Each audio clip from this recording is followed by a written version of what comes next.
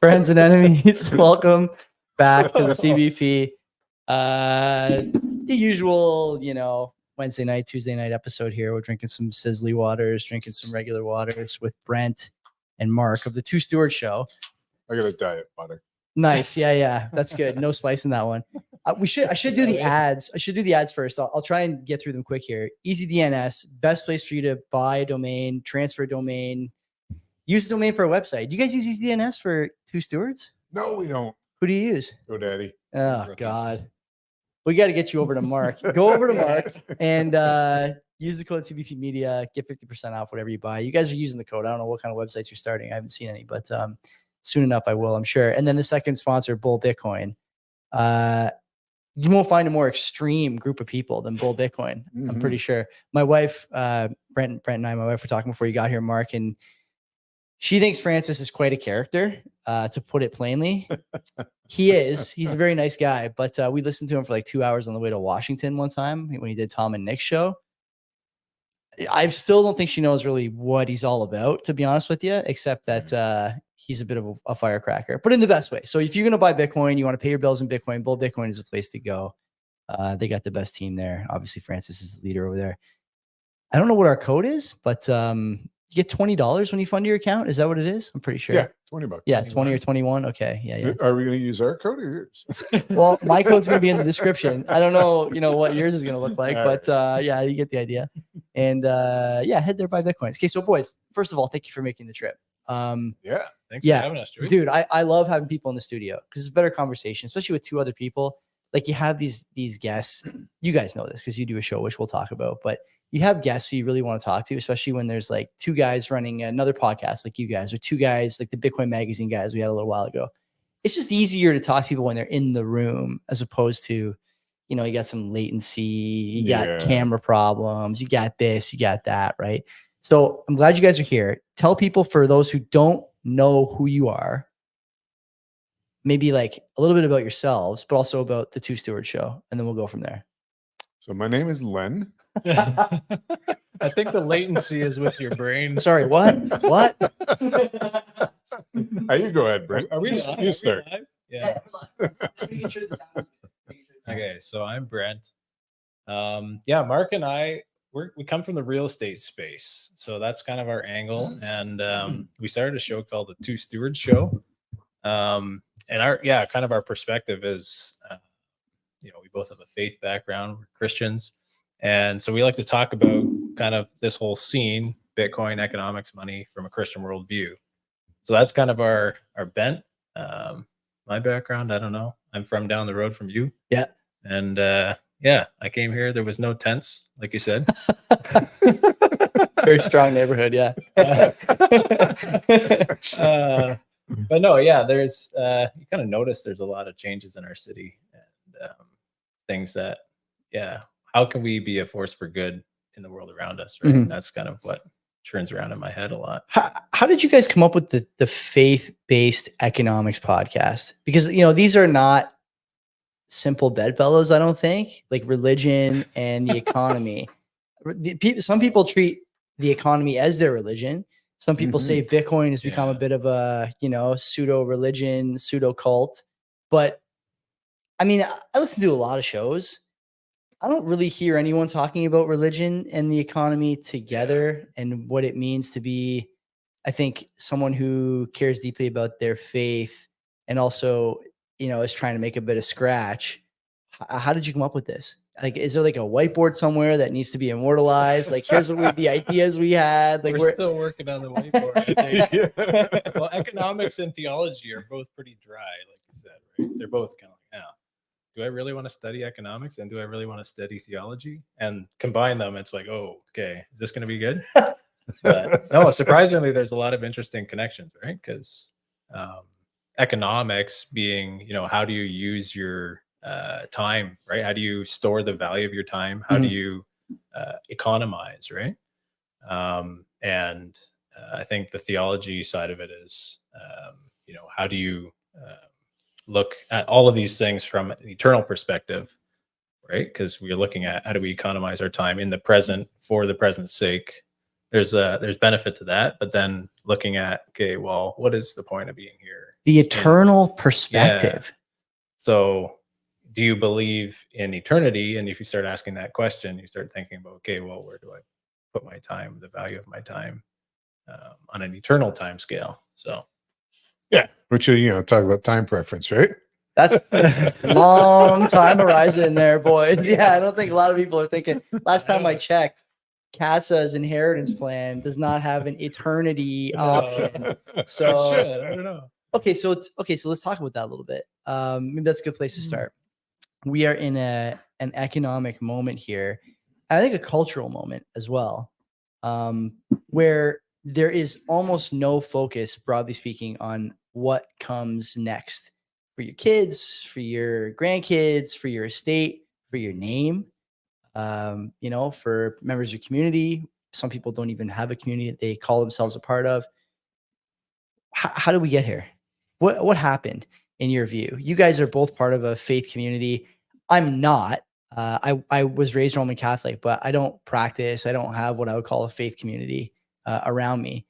So tell me, how did we get here, and why do you guys stay anchored in a faith community? And how difficult has it been to stay anchored in a faith community these days? I can't imagine it's been easy the entire time. There's no promises that it's going to be easy. Well, maybe that's the whole point, right? Is that not the whole point? I don't know. Like, tell me, give me the rundown. How do we get here, Mark? Well, I drove. No, I mean, it's for me, and I think for Brent as well, theology or faith isn't just sort of like one compartment of our life, and then here's economy and here's other stuff, right? Okay. It is the lens through which we see everything. And so people will criticize that as well, saying, right, like, how can you possibly look at life that way? How can you believe these things? How can that inform everything? But that's part of, I think, why we wanted to do the show, or maybe we're realizing it, is to show people that, like, sure, we're Bible thumpers, whatever you want to call us, right? But that doesn't necessarily mean what people think it means. It doesn't mean all these restrictions on life, on what you can do. Yeah, it informs how you behave. But I think Bitcoiners especially kind of understand there is objective truth. And maybe not everybody goes all the way down that sort of rabbit hole. But when you realize that there's a problem, that fiat is made of, like, it's not based on anything. Mm-hmm. And then you discover, wait, there's Bitcoin. And, like, I think, is it Foss that said, like, math and code equals truth? Something like that. Probably, yeah. Among other things. Yeah, says a lot, that fellow, yeah. So this idea that there is actually objective truth. So if there can be truth in the economy, if there can be truth in money, where else can there be truth? Mm-hmm. And so for us, that's kind of our starting point, right? There is truth, and therefore I should orient myself in a way that aligns to that truth. And, exactly how you work that out, that's a whole big conversation. But, how did we get here? How did you manage to, maybe the best sort of segue is to talk a little bit about the faith-based community you guys are in. You guys are both Christian, like you said. You're not only practicing. It's one thing to practice, right? But it's another thing entirely to really be surrounded by people of the same faith and the same principle set everywhere you go, right? And I think you try and do that. I would imagine not only in your faith community, but also with some of the friends you keep and the business partners you have, as much as you can. That's difficult to do. And like I said before, maybe part of the promise of a community like that is that the difficulty, the pressure makes diamonds in some respect. But I'm curious, this day and age, it's hard, man. Like, everyone is telling you that you're wrong. Everyone is telling you that you're missing the great things life has to offer. I don't think I agree with that view, but I'd be curious to hear some of the things you guys think when you hear that sentiment, and how talk to me about how difficult it's been to hang in there with the faith community. Like, these days, especially, it's taxing, I'm sure. I guess. Has anybody ever disagreed with you? Of course. Right? Yeah. Like Len disagrees with you all People, the time. honest to God, like every week I'm taking, I'm taking guff in the chat from people about whether or not I'm correct on something. So for sure. How do you deal So with that? it's perspective, right? Because I think of, let's say, Christians in China, like, they have a hard time. Yeah. I don't have a hard time. Somebody disagrees with me, or somebody doesn't want to do business with me. You're like, oh, boo-hoo, right? Like, Yeah. it's not really that hard. I think, right? Yes, we run into people who don't agree with us. Sure. Like, wow, what a shock, right? When you take a principled stand on something, if there aren't people who disagree with you, you're probably not taking a Great principled perspective. stand. Great perspective. So for me, like it doesn't really bother me, doesn't really phase me. No. And we don't just, or I don't anyways, just associate with other like-minded people, right? In going to church, like, yeah, obviously we believe the same things, and that's what we preach. But it's not like I will only do business with other Christians, right? There's like, what is the point in that? If I really believe that we have something special, I can't just keep that to myself, and I can't just only associate with people of the same faith, right? Like I do, and close friends are Christians, and doing this podcast. It's a natural sort of consequence of having a faith community around you. Sure. Yeah. Okay, I get that. I agree. I agree with a lot of what you're saying. I think that's important. I should say, I'm not trying to say that having a faith-based community is a bad idea. I think it's probably a better idea now than maybe it's ever been. Okay, actually, Joey, so say you go to church, and this is an interesting realization that I had, is like you're in the pew or in the church auditorium with other believers, and basically the only commonality or the only tie that binds you is your faith, right? Like what you believe. So it's grandma over here, young family over there, newly married couple, some other guy who just I don't know where he came from, like that kind of a thing, right? Like they're all different economic status, different, some are students, right? So, and then when you start integrating with these people and you have a commonality of shared You belief, can't say these people, Brent. well, these Those fellow people. believers. Yeah. Sorry, I'll fix my language. Oh God. Don Cherry get fired for that. Send I help. dropped a Oh, that couple was those people. sponsors That's there.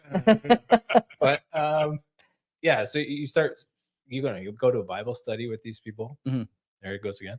And really the only thing that holds you together is your faith, but you learn like amazing things from all different, right? Like when other time in your life would you interact with people who are so diverse from you, right? Like you go to the gym, you're with other people who are athletic or like, conscious of their body. Yeah. And you go to your sports game, or you go to your whatever, right? Like every kind of category or activity you do in your life is really, you're with similar people with similar mindset. Even if you go to work, right? Like everybody's there for the company and they do their thing, right? And so church is like a really interesting place. Like you said, okay, it could be hard to hold your faith, but it's actually really encouraging to see all these different people actually sharing the same faith and supporting you. Like, I don't know what I'm doing with my business, so I call up a 50-year-old guy who has like all the willingness to help me because he see where I was, right? And like that's one example of a way that you leverage the community to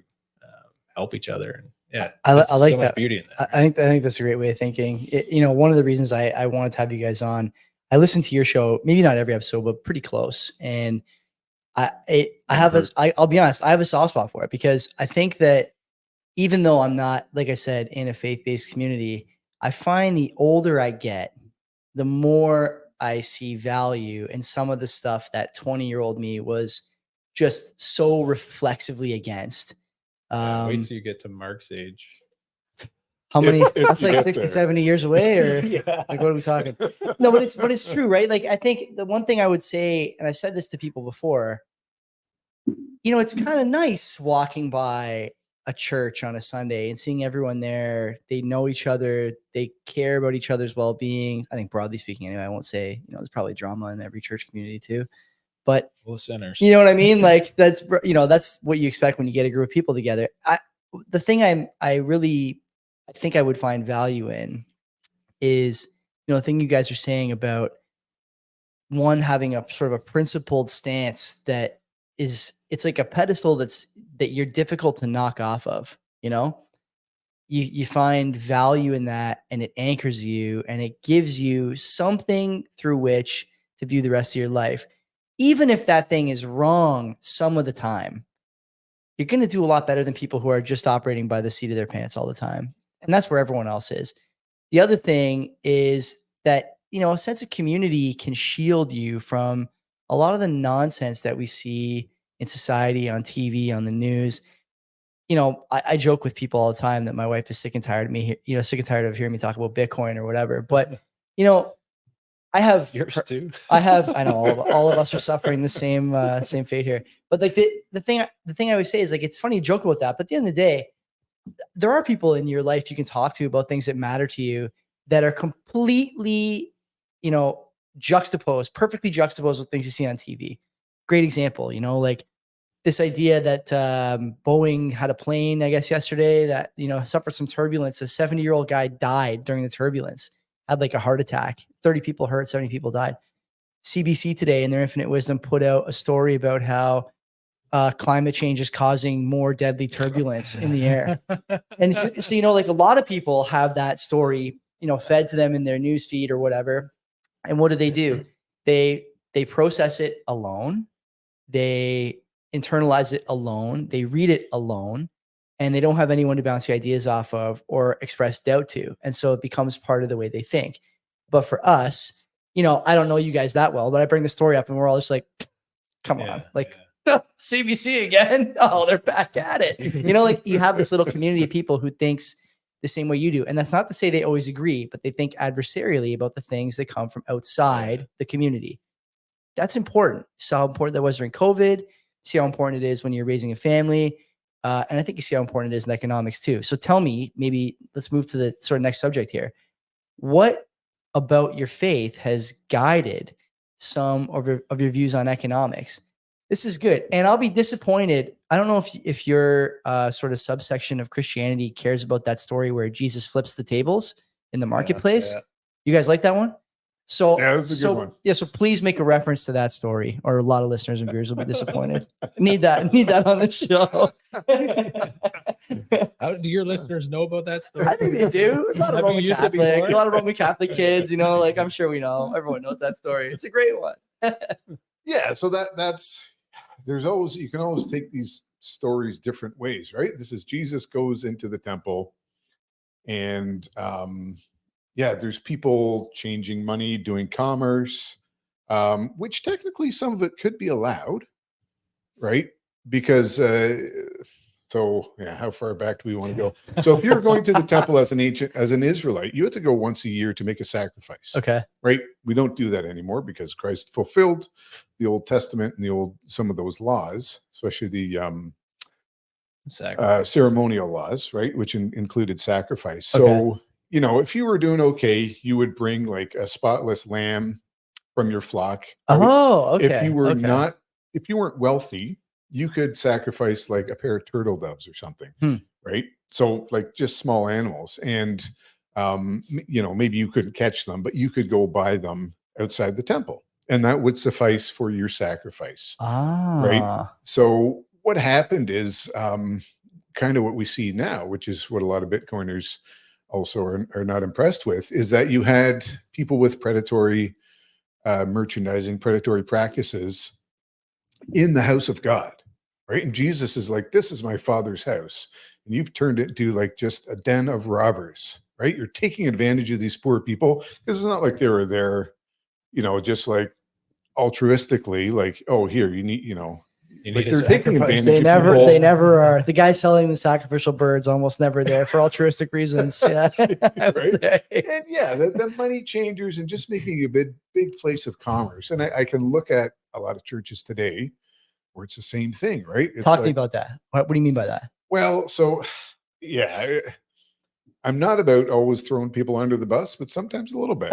He throws me under the bus quite a bit. Quite a bit. No, so you've got the prosperity gospel, which is pretty popular, right? Like live your life right, do these things, and God wants the best life for you possible. And usually that's accompanied by, and by the way, if you buy this anointing oil from me, right, you sow a seed of whatever kind, which involves paying money to this minister. Yeah. So you've got these big mega churches and these guys doing faith healing and all these charlatans, which like for us as Christians, that really gets us worked up because they're doing what these money changers in the temple were doing. They're taking a good thing, they're taking God's name and using it incorrectly for their own gain. And that's probably getting back to the story of Jesus, why he was so upset. It's like you're perverting the truth. right? We talked about the truth earlier. The truth is go and worship your God in that case. So that's why he went in there and he flipped over the tables. He chased them out, right? Beating them with, I can't remember, was it a belt or a whip? Looks like a Yeah. nine tail in some Um, of the pictures I've seen. Yeah. Yeah. Not so- pretty. Yeah, not pretty.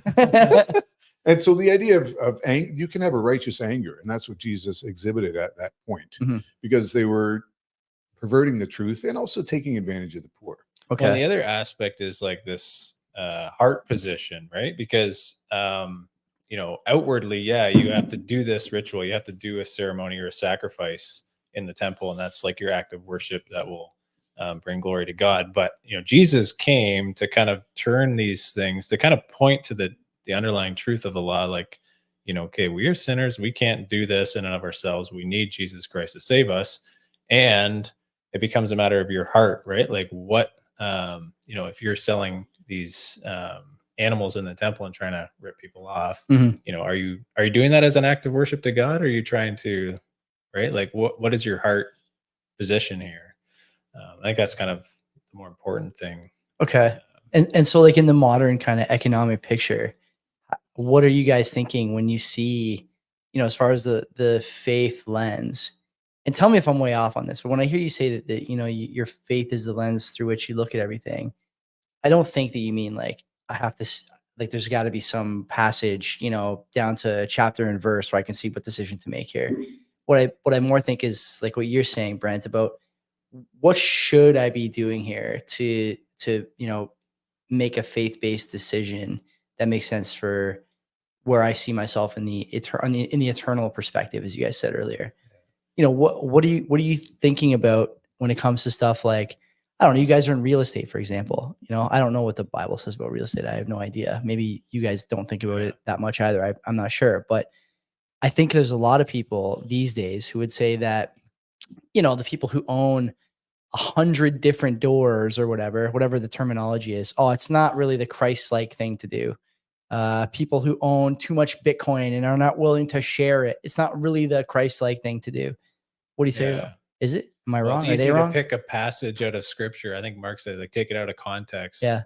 Right. And then just apply, like, well, you can't do this. And then just say, well, blanket statement, can't do real estate or can't do Bitcoin or whatever. Right. But yeah, you as Christians, we want to mine all of scripture and understand it well. Right. So you're daily trying to understand it better, come into a deeper relationship with God. And from that knowledge, that then informs all of these other decisions that you make in your Mhm. life, right? So like, what is the beginning of wisdom? Or wisdom, where does wisdom come from? Knowledge of God, Yeah. right? So if you want to make a wise decision, you have to know God. That's kind of plain and simple what the Bible teaches, right? Yeah. So come into deeper and deeper knowledge. It's kind of like, I think about Bitcoin, my Bitcoin journey, and understanding, okay, well, you come across it, piques your interest, and you're like, okay, let's look, like, this is way different. What's going on, right? So the first thing I do is like read a bunch of books, listen to podcasts till my ears hurt, and then talk to my wife until she tells me So she's done with it too. yeah, right. But you try to figure out, like, get some understanding, right? And then from that you make an informed decision. It's like, well, do you want to hold it custody of your Bitcoin or not? Well, if you didn't do the research, well, maybe you make the wrong decision, right? A similar kind of thing in your faith life too, right? You start mining the depths of scripture, and that starts to inform the other decisions that you make in all of life, right? Mhm. So I don't know if that answers your question. It does a little bit. Yeah. I mean, it's important. It sounds to me like, you guys view it as important, but maybe there's not a specific thing that you think about when you do something like real estate or whatever. I'd be curious to hear your thoughts on, this is maybe a bit controversial, but we should do it anyway, because you're both here. And I'm curious for your thoughts on this. Like, it's something that I think about quite a bit. I used to coach young people back before COVID. I have a little one of my own on the way now. And one of the things I think about a lot is like, how do I shield? God, I'm going to take a lot of shit for this from, I'm sure, at least some of the people listening to the show. How do you shield, a vulnerable person in your family from the things that you see all over the place these days? And there's, I think it's one thing to say that We should talk about this. you don't agree. Yeah. You don't agree with like the way society is headed in terms of like, the big one for me, for example, is relationships. When I was in my early 20s, I loved every stupid meat market app that I could get my hands on. I went to every bar every weekend and just cared about whether or not I was going to, score, take somebody home. You realize maybe in your mid-20s or when you meet somebody who you really care about that you should stop doing those things. Like it's time to settle down and commit and get something out of the things, get something out of the time that you're spending with somebody and build something. But not everyone comes to that realization. That was 15 years ago or 12 or 13 years ago. Now it's even harder because everyone is sort of pushing you in this other direction. This prosperity gospel takes many forms. Go out there and sow your wild oats as much as you can. Never settle down. For women, it's a touchy subject, but you can't tell me that there's not a lot of very focused attention now on women when it comes to like develop your career, don't settle down. Maybe they don't want that. Maybe you don't want your kid to only hear that perspective, right? Kid can do whatever they want, but you want them to hear both perspectives. How much does faith in the faith community sort of help you guys, enable you guys, I should say, to make sure that your children are getting the other side of the photo as well, the other side of the coin, I should say, as well? Because it seems to me that without that faith, almost like a shield, man, there's almost no way to stop.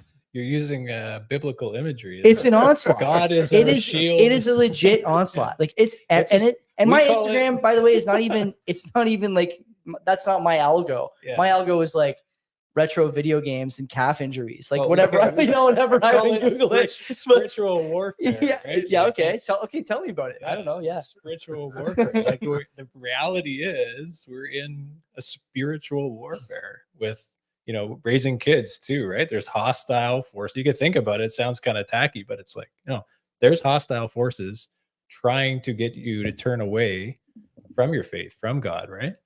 And then there's God's loving embrace, and you can read his word and use the truth to not necessarily like what do you call it, shield, like what I think you used the word like kind of shield or whatever, but inform your decision making and equip your children, equip yourself too, right? They even some really great imagery in the Bible of like spiritual armor, right? You take up these different implements and you use them in your warfare. There's a scripture passage for everything, Mark. There is. I mean, there's a couple things I would say, Joey. One is like, that's very normal for you to feel that, right? Especially, and like the first time you hold your baby as well, Yeah. it's going to change you. And people don't get that. I'm positive. Right? Everybody will Yeah. tell you that, right? But even now, just knowing that, okay, there's this little person that's going to depend on us. Yeah. And like, wow, what do I like? There's responsibility there, right? So like, yeah, people can give you a heck for that, but like that's normal. I forget what else I was going to say, but the idea that, Brent's talking about spiritual warfare and us being faith-based, for us, that's like, we get it, right? Not everybody gets that, but you have, I think you kind of understand, like there's forces in this world and not all of them are good. Not all of them want good for your kids or for everybody. Right. And I think we're seeing a bit of we've gone so far woke and progressive. You're seeing a backlash. Some of it is secular. Yeah. And, some of it is faith-based as well. But even just on the secular front, like people realize this, like there's more to life than just partying. And then I've seen a lot of material out there about, women who are in their 30s who are single going like, wow, what now? It's everywhere. Yeah. it's And everywhere. you see, guys, I don't know. I probably shouldn't like be on social media. No, but the idea that women are like, okay, I need to find a high value man. And, I can't remember the guy's name, but he's like, you're 30, you've 35, you've got 3 kids by different fathers. Like, you're not going to find that high value man. He's looking for a 25-year-old. Yeah. So the idea that, I don't know where I'm going with that, but people are starting to realize, I think a little bit that, yeah, There's you a can live it lie. up and you They've can been fed party, a you lie. can do They've been stuff, sold a but lie. maybe Yeah. there's something to these sort of, trad chads, these It traditionalists. is weird, right? Like and the families. idea. I wasn't expecting to go down the red pill road here, but we're already, we've already embarked. So The thing I don't understand about the relationship dynamics that people seem to be clinging to on social media, in real life, you see almost none of this in any sort of reasonable circle of friends or family. You see almost none. Mm-hmm. Even the most staunch sort of career first man or woman will admit at 30 or 31 or 32 that they're starting to feel this, urge to find a partner and build something. They may not articulate it that way Build at something first, as in a family or have a kid or procreate, whatever, Have some kind of stability. at replace least, the right? population. they're looking for it. Yeah, your biological urge. Yeah, it's not just women who have that clock, man. It's both. And it's funny that this lie, and I think it's a lie, has been sold to basically only one generation at this point successfully. The generation below you and I, right? The Zoomers, the Gen Zers. Yeah. If I look across the landscape at stuff like who's got the highest instances of mental illness, who's on the most antidepressants, who's having the most trouble buying homes or finding partners, who's having the most trouble keeping jobs, who's having the most trouble with suicidal ideations, All the bad things. and the Venn diagram Yeah. across some of those societal forces that we view as negative. And by the way, in any other silo besides social pressures, any sane person would say that there are forces out there that are looking to cause harm, to profit, or to gain some other benefit over you or dominion over you. But if you say in the social silo, you're ostracized. The Venn diagram is almost perfect. And it seems to me that our generation is probably a 75 or 80, 75, 25 or 80, 20 split between men and women who understood it just in time, found a partner around 25 or 26, finished that sort of last stage of growth together and started something great. And that other 20 or 25%, I still see them at parties. I still see them at sports. They're not happy. They may claim that they are, but you can see, like, what are we doing tonight? Are we hitting a bar? I don't know. I don't really want to. What are we doing tonight? Are we going to, this house party? I don't really want to. I'd rather, come home and see my wife, put mental energy, even if you're not like building directly, mental energy into something that I've built. I don't know how you fix this in the broader community, because one thing we talk about on our show, and I've heard you guys touch on Go it. to church. There you go. It's honestly, you could sell me on that, I think, in a way that you definitely couldn't 10 years ago. Yeah. And I think that, I wonder all the time how we fix this. From an economic point of view, the question I always ask is, how are a bunch of depressed, Adderall addicted 15 to 25-year-olds going to pay for the pensions here in Canada in 20 years? What's the plan?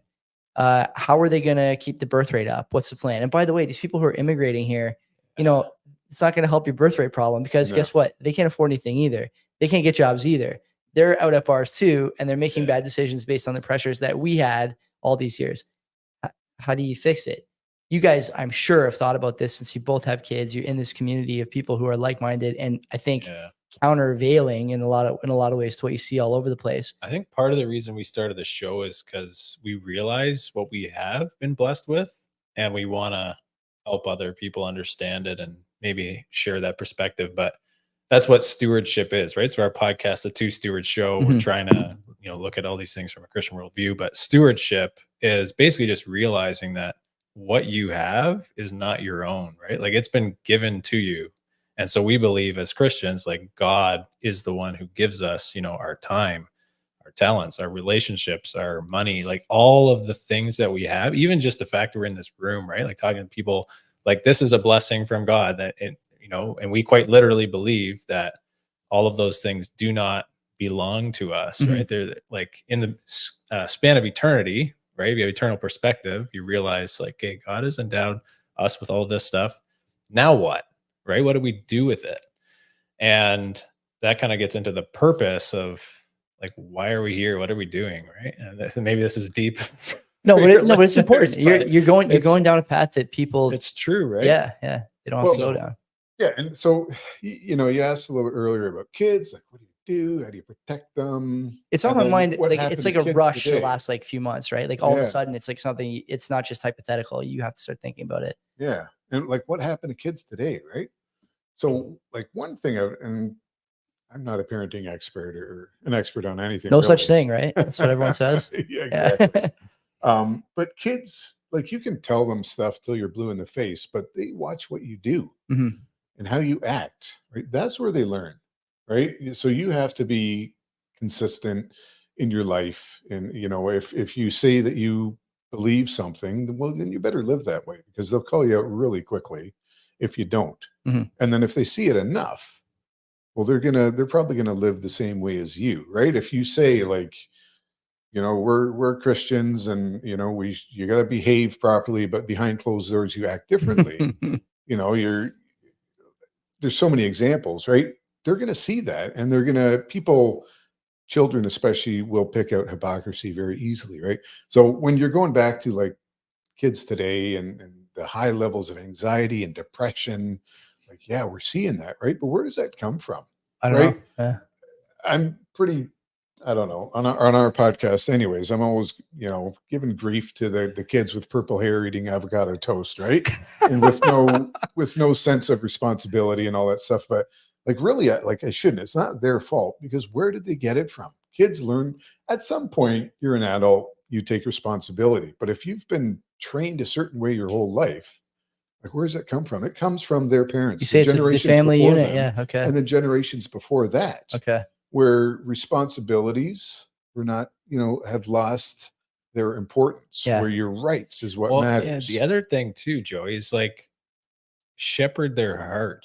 So as a parent, like, you know, I have a couple young kids, but you can very easily want to correct their behavior, right? It's like, okay, don't do that, right? I just like told you don't do that. It's like, but what's more important is like what's inside them, right? Like that they have the wherewithal in their heart to make the right decision, right? Hmm. And that's a super tough thing to parent, right? Like, hey, teach them patience as an example, right? It's like, I want that. It's like, well, you can't have it. Like, go sit over here, I'll give you a candy. Like, now you're just incentivizing the kid, right? And this is economics talk all the time, right? Like incentives.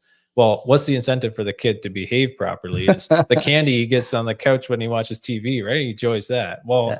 you didn't teach him patience, right? You taught him, if I do this, I get a candy, right? So now like act selfishly is what you taught him.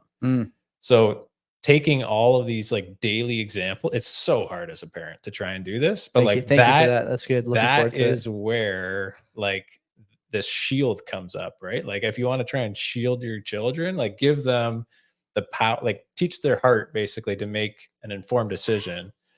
And yeah, we believe that decision is informed by the word of God, and that's where the power So- and purpose comes in. C.S. Lewis, I don't know if you're familiar with Of him. He was course, a yeah. Christian author, Yeah. right? Writer. No one knows Um, he wrote like anything but Narnia, but Yeah. there's a couple other Yeah. bangers out there. I think I have what is the one you call I think it religion's in the title. Mere Mere Christianity. Christianity. Yeah, Yeah. Mere Christianity. I Yeah. think it's on the bookshelf outside. Yeah. So one of his quotes, I'll just paraphrase, but he said, like, the ultimate career is to be a homemaker, right? To take care of the home, to raise children. For Every people other who don't know career- what that is these days. Yeah. What is that? well, but it's pertinent, right? Every other career serves that career. Yeah. So when you think about it, like in our cases, for Yeah. sure, right? We Real have estate. children, and like all of a sudden, that's our lives, right? Everything kind of revolves around that, and so Sure. it's not about the vacations or even going out like Saturday nights or whatever. Like if we can do that, we will. But it all kind of revolves around raising these children. My wife was a nurse, right? Mhm. She was a professional. We got married a bit later in life, and you know, she gave that up, right, to raise children, which is, you know, I don't know. I guess in our society, it's demeaning, right? It's not maybe not demeaning. You stay at home with the kids, right? But it's our perspective is like, no, that is the most incredible thing you can do, because children are the most incredible gift you can have. Brent talked about being stewards, right? Yeah. That's they're not ours. And that's one thing I Yeah. realized too, right? If we're a Christian, anyways, they're fellow saints, and we're just here to raise them. But like in eternity, right? I'm not going to be their dad anymore. We're all going to be like on the same level. And so I have this immense responsibility to raise these children. I don't do that perfectly. I haven't done it perfectly. I feel that. But that's the best kind of stewardship. So everything that I do is not for my career. It's going back to supporting my wife. And like we have a business together. So she's not just, at home with kids. Sure. But everything goes back to that. And that changes then how I look at how I interact with people, how I run my business, how I conduct myself, everything, right? How do you like the one thing I was thinking when you guys are talking about this sort of generational thinking. I was so frustrated to hear this capital gains inclusion increase a few weeks ago that hasn't been levied yet, but looks like it's going to be as part of an election campaign at some point, because it's frustrating to me. And I think I told both of you guys separately. For sure, I told Brent, like, my father's in real estate, or has some real estate holdings. He's worked damn hard for all that stuff over the course of his life. My brother and I had such a great upbringing, and he was a civil servant and spent a lot of his time, much like you guys, I'm sure, banging down doors and collecting rent. And, there was no e-transfer in 1989, like there was no, tenant landlord board. If you wanted your rent, you had to go get it from these guys. Yeah. And, it wasn't easy. It wasn't easy. Maintaining a house wasn't easy, all these things, but he did it with friends of his, and we benefited.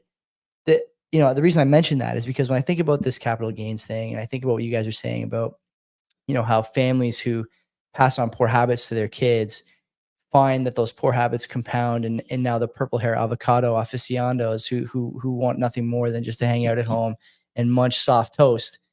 By the same token, when I hear people say things like, well, you have all this real estate, or you have a small business in your family, or you have assets, you didn't do anything to earn them. That's, it's my show. I'll swear you guys don't have to. That's fucking crazy to me. Like that's the product of generations of good decision-making, good upbringings, good, what is the delta between high quality family dinner moments between father and son for the purple hair avocado eater and the real estate, or the Two Stewards hosts, right? What is the gap there? It's a canyon. It's a canyon. Okay. I don't know. I think it's big. I think it's huge. Like you can imagine how many formative moments you had over dinners, or for me, like the big one was like driving home from basketball, right? 3 hours in the car. Yeah. You can only listen to so much Bob Seger. And so like, you gotta talk about something, right? The game was only 40 minutes. Okay, here. He's got a great catalog on that guy. Sin is a great equalizer, right? Okay. So that's the other thing. Like, I could be some bigwig guy with a lot of houses and like income and whatever, and family, intergenerational wealth, and like, I outwardly might have it put together, right? Mhm. Drive a nice car, nice clothes. You look at me and you're like, oh, that guy, okay, right? And compared to, like you said, avocado toast over here. Well, we're both sinners, right? Like, that's the way we kind of look at this, is we are equal in the eyes of God. So we kind of take this whole wealth thing out of it and just say, look, okay, we're both, like, in the grand scheme of things, we die. We can't take any of this with us, right? Like, what are we trying to do here? Like, we're trying to build up all this wealth so that what, right? Like, that's where it comes down to the why, like the undergirding purpose of everything we're doing. So if you're just, in the eyes of God, a very wealthy person, but you're a sinner, like, you need Christ just as much as the next guy, right? Right. Okay. So you're actually at a disadvantage, and the Bible talks about that a lot, right? Like, if you're a rich person, it's actually camel hard, through the eye of a right? needle, et cetera, right? Hard. Yeah. Okay. And these I went. camels and these I needles. paid attention. Okay. The time I spent in the church, I wasn't just in there dogging it. I was listening. All right. Yeah. Yeah. So it is good that you have these, let's say, good characteristics that you can, have family time, respectable around the table, and you can teach your kids things. And that's like a blessing from the Lord, right? Like, yeah, but don't think you earned it and you deserve it and you are better than the other guy, right? Like, he didn't have that growing up. Okay, well, maybe invite him over for dinner, right? Teach him. Like, don't give him money, but teach him how to store Bitcoin. Like, whatever, right? And that's how you can have an impact, and that's what we're here for, to serve other people, right? So I don't know. Well, that, I mean, That's That's a, a listen, rabbit that's, hole that you that's a didn't wanna go good down. that's a good take. It's like a very selfless take, Yeah. an angle that obviously I did not express during my short diatribe there. But it's important that to have that kind of thinking. That's something I got to work on for sure. Like instead of saying Well, okay. I have to protect myself from this, have not. What I should be saying Yeah. is we're even can on the most you- important plane. How can I help this guy get, Okay, think about Jesus. wow, making inroads here big time Think on the about CBP. Jesus. Okay, yeah. So he was like, he still is God. Yeah. So how much more perfect can you get? And, how much more glory can you get than being God? But he neglected all of that to come here, Yeah. right? That's the Christian example. Like that's what we're trying to imitate and model, right? Yeah. It's like, okay, we have all this stuff, but like, really, who cares, right? Like, put it all aside, humble yourself, serve, and it's such a simple truth. But where do you get the most fulfillment? I think you'd probably find like, maybe even just a hard day's work, right? Like you did a lot of stuff and you feel fulfilled, or like you help somebody. And it's just such a simple little thing, Mhm. right? Like you feel great and it's a reward, right? You served somebody. I don't know. Yeah, no, that's essentially the Christian life is a life of service in every way that you can look at it. And with our kids, it's super hard to not super hard, but it's something we've focused on, like trying to explain to them, like, you're not like, if you're fighting with your brother over a toy or something, right? Like, what's the right thing to do? And then you expand on that as they get older, right? But try and teach them Think about service. eternity. As you strangle them. Little Johnny's 8 years old. No, but so you teach them, but you also have to model that. Yeah. And that, part of the podcast even as well is, how can we help other people? Like part of it is I just like the sound of my own voice. So, like Dirty secret about having your own show. telling dad jokes.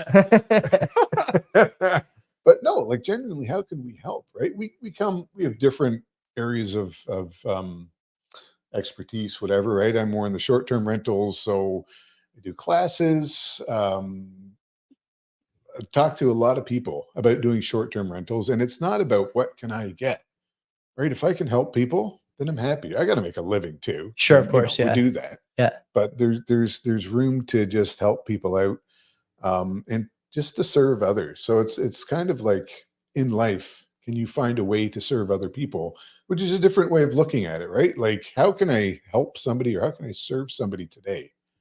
And it could be something little, like, I don't know, holding the door open or helping someone change a flat tire or whatever. But as opposed to like, how am I going to get mine? And then when somebody introduces more tax, like, yeah, I just want to, same thing, strangle somebody. But on the other hand, like, I'm not too worked up about it, man. Yeah. Like, well, because what's I don't know. I work hard. Sure, we all work hard for our money, but at the end of the day, it's not my money. That's what Brent said, right? It's a gift from God. Everything I have is from Him. This is a crazy. Whether this that's is like, my lost on me totally. Yeah. But it's a great perspective. Like this is, it's what it is. different. Yeah. It's clearly centering the two of you in a way that it is not. I am not centered at all on this. I am tilted, I think the term is, which is probably where that little relationship comes from. I want to switch gears a bit. You guys have been very kind talking about your faith. It's not something we have to talk about often on the show. So when I had you guys coming, I knew I want to touch on that. But you guys are both in real estate, right? This is the way you make your living. You say you're in short-term rentals. I get the feeling you're in longer term, sort of rent for me from a year type stuff. How do you view, what's going on in Canadian real estate now? I understand today there was a CPI release. It looks like you're going to get a cut in June for the first time. There's all this sort of all these moving pieces in real estate that Bitcoiners either think are stupid, don't care about, or, otherwise deride online as like a pastime at this point, right? It's like something they're obsessed with. So, rent free, as they say. What are you seeing now in sort of the Southern Ontario real estate market? One of the hottest markets on the planet in terms of demand, lack of new builds, demand for multi-unit. Where are the strengths and weaknesses here? And then afterwards, we'll talk about maybe some of the risks going forward with the government and whatnot. Yeah. I mean, it is tough to cash flow right now. And I'm more on the cash flow side of things, right? Doing like short-term rentals. Mhm. If that's your angle, you're about cash flow, right? Okay. You want to build equity as well, but usually when we talk to people, like you don't count on equity. And you almost can because of past history, but we've also learned like sometimes you can't, right? Mhm. We've got clients who bought in 2021 and at 1% Yeah. mortgage rates right now they're paying 5-6%. Oh yeah. They were at the peak, Yeah. and now they're getting hammered, and even with a short-term rental they're having trouble staying afloat. So it's challenging, but you kind of zoom out, right? Long term, what's the long term perspective? And what you just mentioned, right? Like there's no new builds for single family homes, right? There's still some condos going up, and those are going to dry up a little bit too, right? Yeah. There's still, even if immigration gets curbed, still tons of immigration. We're seeing some family formation as well, right? Millennials getting together, having babies. So You see that? Finally, a little they're bit. late. Some They're of the late. data, Yeah. right? Yeah. Birth rates notwithstanding. And then look at the regional nature of Canadian real estate. You're going to Vancouver, you're going to Toronto, maybe Montreal. Mhm. And so when I say Toronto, it's GTA, Yeah. GTHA, right? You're So including Hamilton in that. Okay. Yeah. if you were willing to spend $200 a month to put into your RSP, well, would you be willing to spend $200 a month on a property? So now it's not cash flowing and it's going to cost you $200 a month, let's say. Would that be worth it if it was worth, 3 times what it is now in 10 years? Mhm. Right. I think long term, and again, I'm not there, and we're actually personally, like we've bought in the States. That's where I just came back from. That's right. That's kind of what I'm looking at, but I think it's still hard to deny. Like Brent Moore works with people on the densification side, right? You have to be creative, and Brent can talk about that. But I think, and just in terms of holding real estate, like it will soon be out of reach for most people. Yeah. Just to own a single family home. Yeah. So Yeah, and that's kind of scary. I don't know, but it'll be culturally changing, right? Especially in this area For sure. for younger people, and just to kind of wake up and say, I'm not going to be able to buy a house, so unless like all my buddies get together and we all share a room, kind of thing. But yeah, we're kind of on the long-term rental side, but more on the intensification, right? So a lot of the time when you're buying property in this area, like in the GTA, to make things make sense as an investment, we have to add dwelling units. We have to intensify the property, do something to it, right? That's Like just Mark extra said. doors, dwelling units. Yeah. Yeah. Okay. So how can you generate more revenue with the same amount of land, essentially, right? So kind of ask that question and then get creative within the zoning bylaws and the regulations, right? And figure out where you can push the limits the most. Yeah. To get. Yeah. And we try and focus on producing quality housing, right? Because you can add dwelling units, but they're cheap. The thing that concerns me is, like, I don't have real estate in this investment. I have my, the roof over my head, and I don't really have any desire to move out of like Bitcoin into real estate, for example, or like out of my TFSA into real estate. This is good framing. This $200 a month, $300 a month in your RSP. Would you rather it be in real estate when clearly single family, by not allowing, this is our whole show, man. Trying to figure out it's whether incredible. Or not real estate Yeah, is worth it. it's incredible to me that like people don't realize how valuable single family homes are going to become in the next 10 years. It's completely insane that they're not building any, and the intention that the sitting government has expressed through that policy is we want to make sure that we're doing high density housing so that we can meet the needs of this growing population. Yeah.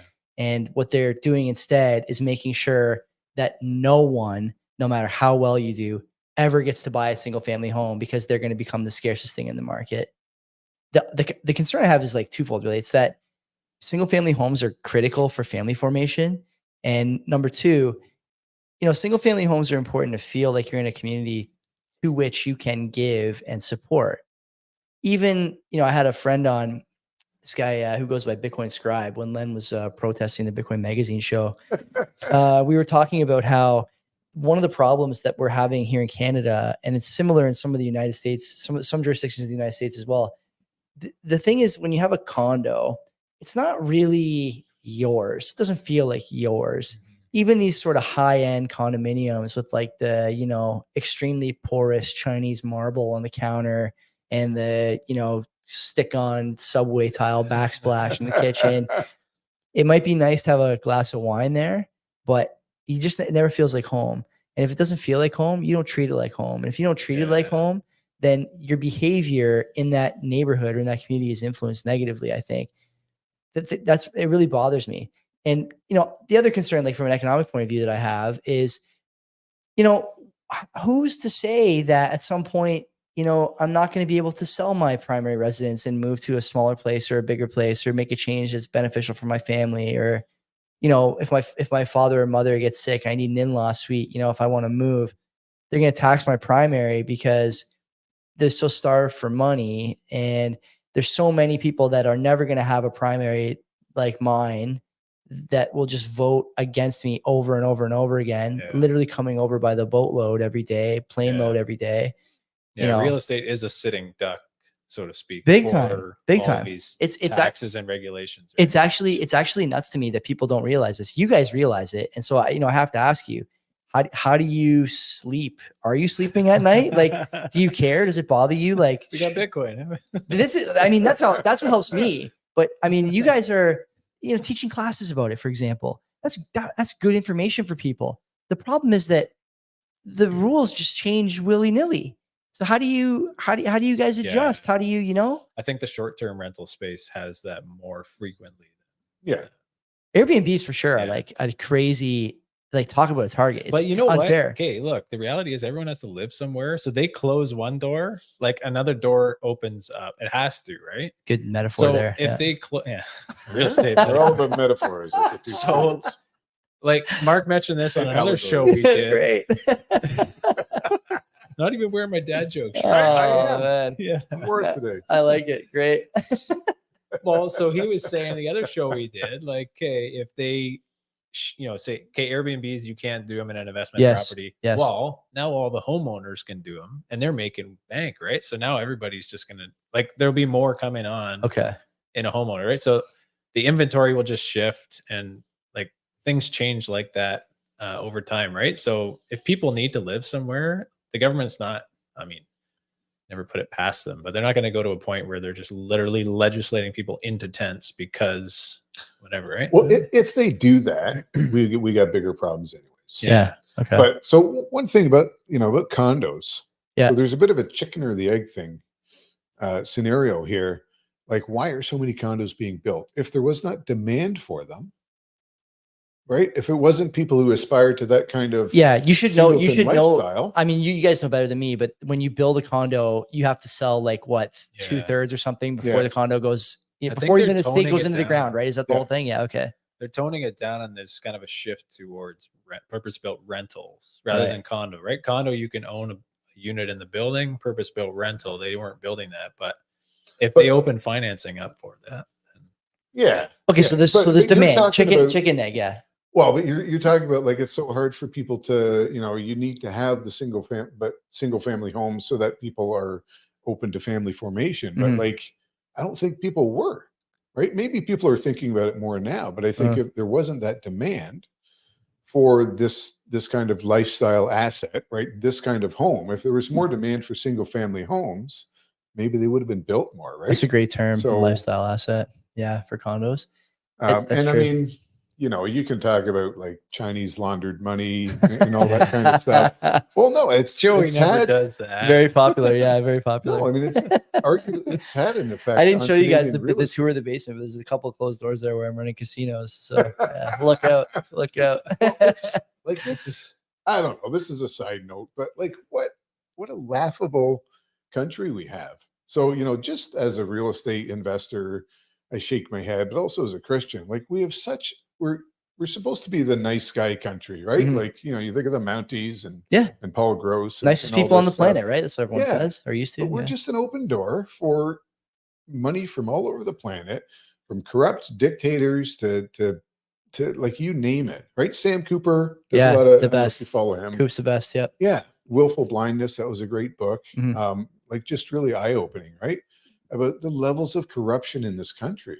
And I don't know, it just makes me shake my head anyways. It should. And, one of the things from like a cultural point of view, the other thing that I fear is that if people don't own a home, that's one thing. But if you get a whole generation of kids who from 20 to 30 know they will never own a home, how does that change your behavior?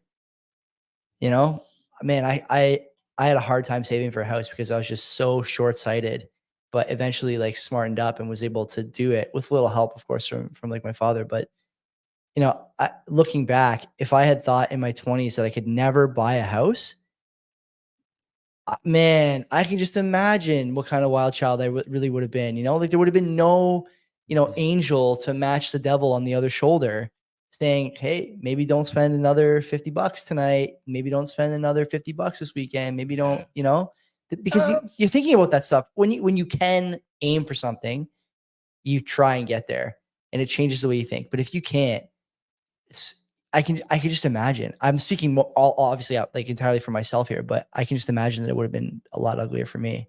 Yeah, but you didn't have, I can't speak for you for sure, but you didn't have maybe a framework like I'm hoping my kids will when they grow up, so that whatever their situation is, they're not going to despair. They're going to know I have a purpose in this life, and I'm not going to go, whether or not I can afford a house, I'm not going to go spend another $50 at the bar because I'm not going to be at the bar. Because why would I be there? I'm not looking for to pick somebody up tonight. I'm looking for a life partner to build a life with and have lots of babies. Critical importance there, man, that you guys are able to have this community where that's like the expectation. It's so valuable. So you talk about community, and that's very attractive, right? Like I'm in a sort of a church plant downtown Hamilton, and a lot of people are attracted because they see that community, right? We come to church, we have lunch together, like people are friendly and welcoming, and that's great. But not everybody sticks around, because when you realize like the hard work is personal. Right? It's not just about that community and like, hey, Brent, like, let's go raise a barn together or whatever, right? Which your words, not mine. Your words, not mine. Yeah. I don't know if you guys are doing that or not, but more like sheds. We'll do sheds, okay? Despite the beard, I don't wear my suspenders. No, but the hard work comes every day, right? It's that self-discipline of sitting down with your Bible, spending time in prayer, and then also looking for ways to serve others, right? That's every day. That's the hard part about being a Christian, right? Not facing the criticism of other people, but it's like even denying yourself, right? What your desires, whatever your particular temptations are, right? That's the hard part about it. On a moment to moment basis too. Right? Like you're on the Friday night when you want to spend $50, deny yourself. It's hard. It's hard. It's hard. I can't even do it. I can't even do it now. Like there's still stuff now. Like, it's not quite as vulgar as it was 15 years ago, but man, almost every weekend I end up like sending my wife a text message from the basement because I refuse to even go upstairs. just a pizza emoji. Like, what do you think? We already had dinner. Okay. I might just go down to, I might just get a small, like you don't need it. I can't even do the pizza, man. I need Jesus more than I know. I'm telling you. I don't know. Everybody does, but this is part of like a Bitcoin journey too. Right? Yeah. You see a lot of people kind of start off with like, they realize, okay, hold on, there's an answer to the problem, this fiat problem. Maybe I can be a little bit more responsible. I can start DCAing, right? And I can have money that actually like is worth something. I can save up. So, okay, hold on. What else can I change in my life, right? And usually it's nutrition. Right. That part didn't get to me yet, but I'm working on it. You're early. Yeah. Right. But all these things that it seems to be a common progression with Bitcoiners, because you realize like, okay, and maybe to your point, right? When there is something to look forward to, that can change your attitude as well. For sure. Where you're like, okay, you know what? I should take care of my body because I want it to last a long time. I'm not just worried about the weekend. Yeah. And it's kind of so on and so forth. Do you guys think religion is a gateway to, Bitcoin is a gateway to religious living? Can it be? So, I mean, yeah, to be honest, I hope so. Okay. It can be. Okay. Right. Well, so this is our goal, right? Like we have a show and we talk about money and real estate and Bitcoin and having, getting married and having babies, all this stuff, Yeah. right? But, the ultimate goal, like I said earlier, if I think I have the greatest gift ever, it would be really selfish and really cowardly of me not to share that and not to want it for other people. Mhm. And that doesn't mean I can force it on them, but at least tell other people about it. So that's kind of my hope, is that we want to talk to Christians about Bitcoin because we think that it's sound money based on biblical principles, right? There's some truth to it, but I also want to tell Bitcoiners about Jesus, right? You've discovered there is truth. There is objective standard in the world. And guess what? Here it is, guys. Now this is my, I realize not everybody agrees with that. But this is my take. This is our take on that. There is truth. And as awesome as Bitcoin is, when you die, that's it, right? There's no Bitcoin heaven. Yeah. But there is actually a heaven. There's actually a new heaven and a new earth where you can live. Right. And that's infinitely better. So, I'm passionate about Bitcoin, about politics in Canada, and I get worked up about stuff. Yeah. But at the end of the day, it doesn't really, really matter, right? When you look at 80 years versus infinite Eternity. loop of time, Eternity. Yeah. what really matters? I want to get people in that infinite loop. If I can get them into Bitcoin on the way, great. Do you think the same way? About is the Bitcoin thing being kind of maybe adjacent, but yeah, it's been a temptation for me to kind of want to focus on Bitcoin more than my spiritual life, to be honest, right? Because I've kind of grown up in the church. You read the Bible regularly. You even teach these things to your kids, but you pick up Bitcoin and it's like, wow, this is profound, right? And yeah, I find myself spending more time reading Bitcoin books than the Bible, to be honest. So it's an ongoing. I think the Bitcoin term is rabbit hole, right? Yeah, we're constantly learning this stuff and finding similarities, even just the one, you're a Bitcoin evangelist, right? You took it upon yourself to in your spare time, tell people some kind of you make mental money illness, maybe doing it, some mental illness. Really, you're it's doing still bad. It's still but bad. you're doing it because you believe in it, right? Essentially, you actually think it's worth. Yeah, of course. Talking about, right? And all these people watching or whatever, I don't know what they're doing with their lives, but they're either watching or listening. Yeah. These great listeners, they also kind of have the same mindset, right? It is worth time, right? But it's just in the grand scheme of things, like Mark said, is it worth eternity, right? Where do you draw the line? And right, you can make money. Money is great, but at the end of the day, you have a kid, do you really care about your money? You store it safely. It's good. Whatever, you can transfer it peer to peer. Only insofar as it helps you serve. And the government can't take it, but your kid is going to become more important than your money, right? And then, your wife should be, and, your other community, all of these things, right? You start trying to make a priority list, and you're like, well, how do I make a priority list? And then you read the Bible and you're like, well, there's the priority list right there, right? So that's not to say, right, that we totally that we're kind of Gnostic and we don't really care about, there's two planes, right? There's the spiritual and the physical. Yeah. And you just kind of the physical doesn't matter, right? Well, some people go does. that route, Mhm. and there's problems with that too, right? Then you can live any way you want physically and it doesn't matter. Yeah. It's not true. God put us here for a reason. He put us in this studio for a reason. So if I'm going to talk to somebody about short-term rentals or about Bitcoin or whatever, I have to do that to the best of my ability, because that's why I'm here. I'm stewarding that particular gift that God has given. And that's the beauty of life, right? We all have different gifts, different talents, different interests. For sure. And so, I'm Jesus is the overriding principle in our lives, but that doesn't mean every minute of the day we're talking about that, because if I have a job to do, you should just see our text back and forth. Cross emojis. No, but if I've got a job, I have to do that job very well, whether I'm an astronaut or a janitor, right? There's still purpose in my life in whatever I'm doing.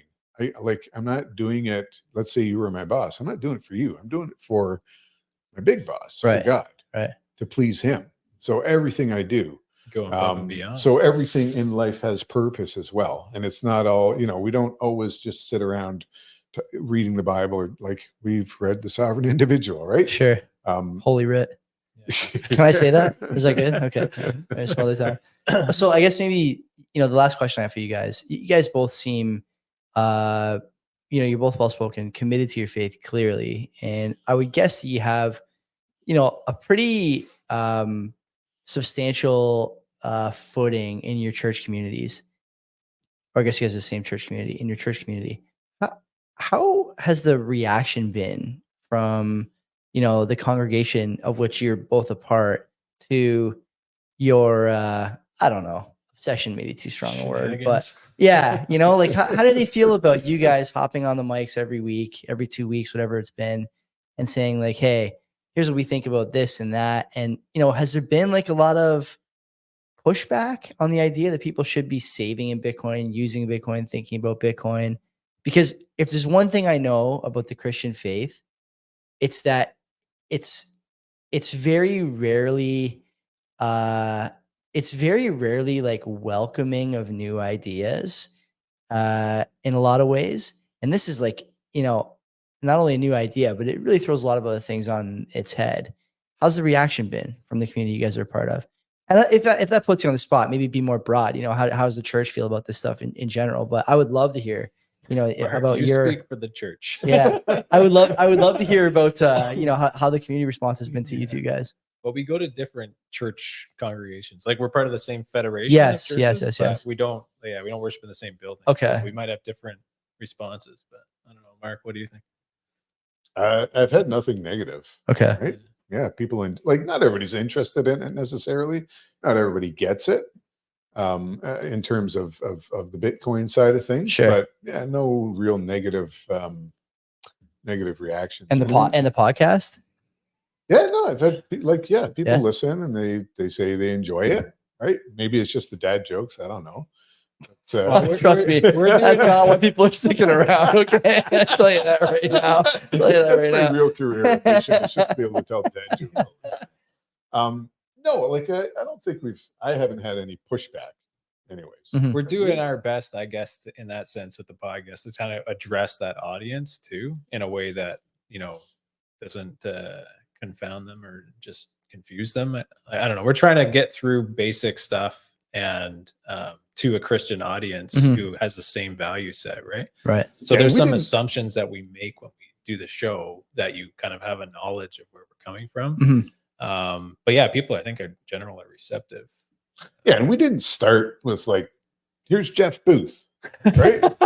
Although he was like an early I think guest. Tom Karadza is in the audience there. Like that's exactly what he did, right? He starts off the real estate business, then he goes, here, by the way, let's all get together at a golf course and listen to this guy tell you how real estate's a joke. Hey, Tom, Tom's got to read the Reformation. Right? Read about No, but he sort of did the same thing. I mean, so Tom is the reason that I got into Bitcoin. I've heard that so many He's times. the reason we met each other, I think. Yeah, we met at one of the Really? events there. Yeah. Oh, I didn't. Well, I'm a few years older than Brent, so yeah, but I would have I thought knew for of him, sure. but not Okay. no, we didn't associate. Wow. Yeah. Okay. Yeah. So, anyways, but he kind of laid the groundwork as well, and that's what we've tried to do in our own little way in the podcast. Is you just it's Bitcoin evangelization, right? Yeah. So you start off, and it's just like being a Christian evangelist. You start off with saying, "Look, there's a problem. What's the problem?" Yeah.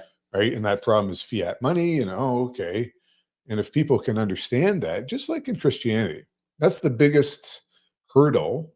If you're an evangelist, is to get people to understand that there's a problem, and the problem is them.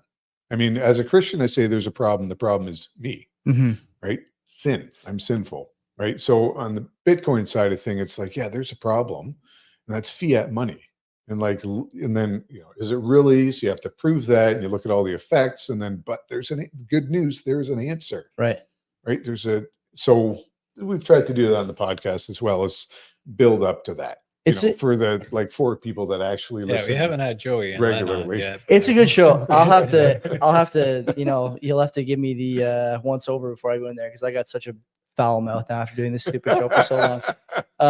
My dad tells me all the time, he's like, I want to show your grandmother the show, but I can't because you swear too much. So anyway, it's a good episode. Leave people with something that they should think about if they're not a religious person and they are a Bitcoiner, leave them with words of wisdom here that, you think makes sense for you guys, something that's helped you guys out, that might help them out. Because I think a lot of people, even in Bitcoin, coming to, being at the conference on the weekend, one of the things I hear all the time, and I feel this way too, the need to be in the room with people who understand what you're thinking and understand you, much like you guys assume when you're talking to somebody, they at least understand the Christian lens. A lot of times when I talk to people, I assume they understand that, the fiat is garbage lens. They don't. Man, is it ever frustrating. Yeah. And I found that over the years, my group of friends has grown so small to people that, are the closest thing you can be to blood without being blood, and people who understand the basics, the building blocks of everything else that I think.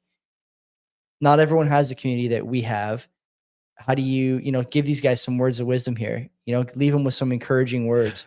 Well, I mean, so it can be hard. So like as a Bitcoiner, right, your circle shrinks, you said. Yeah. Oh yeah. Because people don't understand that there is a problem. Right? Fiat money, like, what do you mean fiat? It's just money, right? It's just the Canadian dollar, US dollar. I know. People don't get, and if they don't get that, they will never, they have to overcome that. So you'll never get there. So like for us, from a Christian viewpoint as well, right? People don't get it.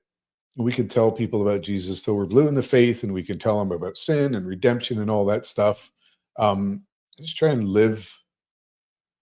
I don't do a good job of this, but try and live in a way that if I have a relationship with you, that you kind of see like, oh yeah, this is what you say, and you actually believe it, and that's what you do, and maybe the door is open to have a conversation later.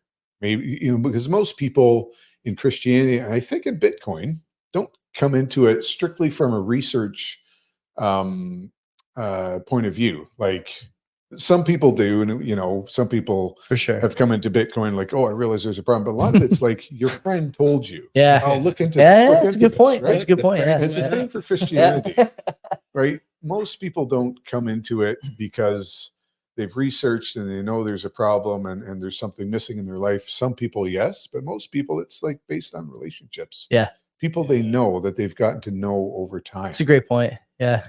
So the only wisdom I would have, which is not much, but for Bitcoiners, right? If you understand there's truth, then just reflect on the nature of truth. Is truth just related to the economy, or is there like a universal truth that permeates the whole universe? Yeah. And if it does, then what does that mean? Is there good? Is there evil? And how can you find out more about that? That's good. Yeah, that's tough to top. You probably wish you went first. Oh God, Carol, how hard is that gonna be? Real estate. Hold your Bitcoin in self custody, right? Well, you want to have this thing, you want to own it for this life, but also to dovetail with what Mark said is, what about the life to come, right? That's kind of our angle, and you can have the most secure, awesome money in the world, in the history of the world. That's wonderful, and you should pursue that, right? Because I think that is a blessing that God has given this world, and we should spread the word about that. But at the end of the day, there is an eternal perspective that we're in this life for a reason, and it's beyond money, right? There's a spiritual dimension to everything, and it informs what we do. And that's a perspective as you're seeking out truth. If you find truth in money, that's great. You find truth in other aspects of your life and pursue that deeply. And you'll be blessed, not in this life necessarily, but are you looking for blessings in this life when 80 years, how many years got left? Yeah. Right? If 80, 85, if you're lucky, right? Yeah. Generally. You will be disappointed if you're seeking after gain in this life, right? I think so. Look to the life to come. That would be my kind of good advice. That's good. That's good advice. Okay, so Two Stewards Podcast, everywhere you get your podcasts. Is it? When I was putting the show notes together, I didn't think to look, but my podcast app gives me a hard time when I'm searching for shows because I never know whether it's the numerical 2 or the alpha letter 2. Which is it? Alphabet. It's alphabet 2. Yeah. TWO Stewards with a D. as in stewarding, Yeah. a mission or something like that. It's not a couple of Scottish guys. Hey, it's the Two Stewards That's show. right. It's Welcome. not that. It's not that. Yeah, not two stews. And you guys have had some great guests. You had I was listening to the one with Gideon, which you guys parked the mic, I guess, 15 feet away from him. Yeah, it was a last minute thing. Yeah. Okay, so you did that. You also had recently Ben Rabidou, which was a great. That he's great. I would love to have him on this show. I got to get a hold of him. Yeah. He's really good guest. You guys have had some other guests on the last little while, but I think much the same way people tell me that Len and I have good rapport. You guys have good rapport too. It's important when you do a show, you have good rapport and you have a decent mic as well, which thank you for that. And so I recommend people listen to that. I listen to it. Len enjoys it as well. So go check that out. Brent and Mark, you guys have been great. Thank you so much for stopping by the studio. Yeah. Okay. I hope to do it again sometime. Yeah. Let's go check out the other rooms in this house. Good night. And appropriately tonight, maybe more than other nights. God bless. Yeah, there you go.